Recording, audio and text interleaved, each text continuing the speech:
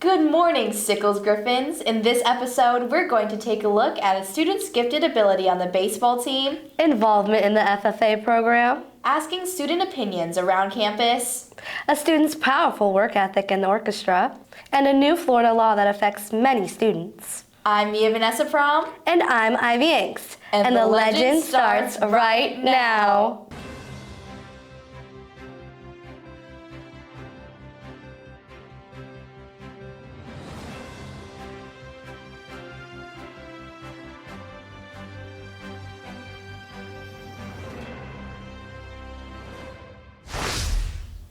Baseball star Jordan Yost continues a family legacy. Caitlin Bryant shows us how.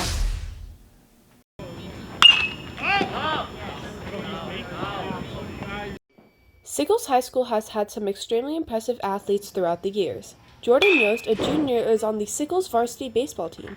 Since he was a kid, Jordan has enjoyed baseball and has been playing almost his entire life. Jordan actually started playing watching his older brother. So he was playing probably at the age of 3 or 4 is when he first stepped onto a baseball field. So he's been playing all throughout, those years, elementary school, middle school, and obviously up until today, till Sickles High School. It's always been my favorite sport. I've always loved it. Being able to play with 8 other guys out of there on the field it's fun for me, and being able to compete with them, it's always been a fun time. Certainly he's surrounded by a lot of wonderful teammates at Sickles, a lot of wonderful coaches that have continued to help him. And I think every time he goes out there, you're always trying to learn something new and always trying to improve just a little bit there. Yeah, he's a really good player. He's got a great skill set.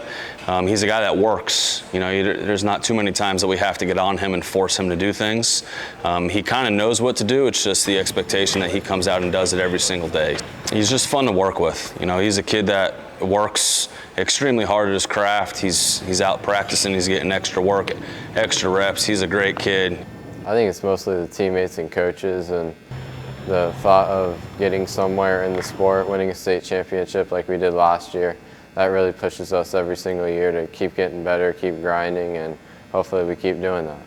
Jordan has already committed to the University of Florida and holds increasingly impressive stats. We hope to see Jordan and the rest of the team doing well now and in the future. Reporting for The Legend, I'm Caitlin Bryant. Julian Merced, president of FFA, goes out of his way to run the program. I will tell you more. Julian Merced is making a difference in the lives of animals as president of the Future Farmers of America program at Sickles High School. His dedication and passion are not only shaping his future, but also inspiring those around him. Julian demonstrates his ongoing care of multiple animals on the agriculture farm. I started off with 2 ducks, a few chickens, and a goat. This year I have gotten a pig. Well, the pig is going to go to county fair, and it's a market animal, so she's going to go bye-bye after November. But my duck, my chickens, my goat, they all stay with me. They're not terminal at all. It's taught me a lot of responsibility, especially when you're taking care of 13 animals. Making it a priority to pursue his future career, Julian successfully balances school in the process. I try to go to the farm every single day at around a certain time, nothing before 3 or nothing really after 6, so I'm able to complete all my schoolwork earlier on in the day or later after the farm, and so just having a few hours dedicated to just farm time helps me manage getting my farm stuff done, and then I have more time to do whatever I want later on. Lifelong connections with like-minded students in FFA have been established by Julian. I'd say a good 98% of my friends are from FFA. And also I've met friends from around the state through state convention and everything.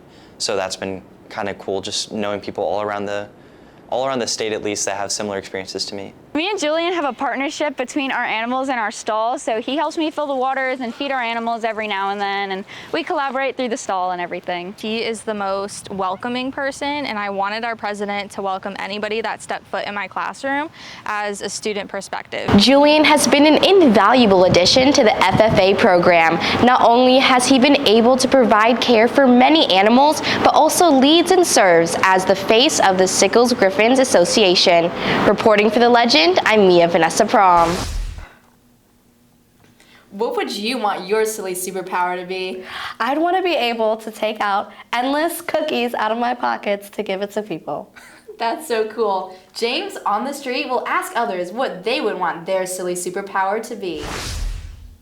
What's up? Hope you missed me. It's James Bullock, and today we're at Sickles High School, and we're asking people what their silly superpower would be. If you had a silly superpower, what would it be? It would be supersonic, baby, because I love the speed, and speed is my power, baby. Thank you. I would shoot water out of my fingers, but very lightly. If you had a silly superpower, what would it be? To shoot silly string from my hands. And if you had a silly superpower, what would it be? Probably to sneeze rainbows. If you had a silly superpower, what would it be? My silly superpower would be spawning food in the moment. If I wanted a burger, I would just have it. That's my superpower. Thank you. If you had a silly superpower, what would it be? Maybe hide behind people and scare them. Invisibility. Okay, thank you. You're welcome. Those are some silly superpowers. Reporting for The Legend, I'm James Bullock. Sarah Frango, Sickles freshman cellist, shares her talent in orchestra. Annalise Holst takes it away. Sarah Frango, freshman in chamber orchestra, shows her dedication and hard work as she goes above and beyond in and out of the classroom. It feels really intimidating because when I first went in, I was humbled, but now it feels like a flex. Feels nice to say. It's kind of stressful because I've done auditions in the past and I have not succeeded in all of them, and when I made it, I was really happy. Chamber being my most advanced class, you have to have had prior orchestra experience as well as audition on a piece. A lot of students are really interested in that because they like the challenge. Her fellow cellist Sabrina Fontanari speaks about her experience with Sarah. That's really impressive. I mean, I'm a senior. This is my first year in chamber. I've been in orchestra all 4 years. The fact that she's just immediately in chamber is that really shows her skill level. The level of musicianship that she has helps to increase her musical skills. It's challenging, but she does her best and keeps up with the class, so. That's a huge change because in middle school they're very lenient, but here they're just super strict. Well, a lot of them are really nice and welcoming, and then if you have any questions, they'll just answer it for you. Sarah's teachers and peers are clearly proud of her growth.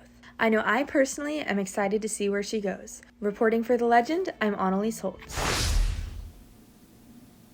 Have you heard of the new Florida law? Which one? Well, Anna Bullock will tell you all about it and how it affects many students here at Sickles. In the state of Florida, there have been many changes made to the legislature regarding the school system. Per the previous Don't Say Gay law implemented by Governor Ron DeSantis, many students who go by preferred name have to have parental permission.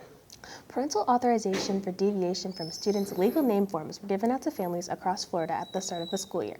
These forms had to be given out, even for changes as simple as Christopher to Chris. However, the students who are most affected are ones who are transgender or non-binary. Many of these students use school as a safe place to be themselves, but as many LGBTQ rights groups pointed out, this rule may out them to their parents who might not be as accepting. Even if the student gets their parents' permission, the teachers are not obligated to use their preferred pronouns, further diminishing the safe space that school can provide for LGBTQ students. This law was created with the intention of protecting parental rights over their child's legal name, yet many students feel targeted and unheard. This law, in an attempt to protect parental rights, is taking away students' rights, which are more important. Reporting for The Legend, I'm Anna Bullock. Thanks for watching, and remember to check us out on SicklesTV.com. Follow us on Instagram and YouTube at Sickles TV. As always, have a great day and make good choices.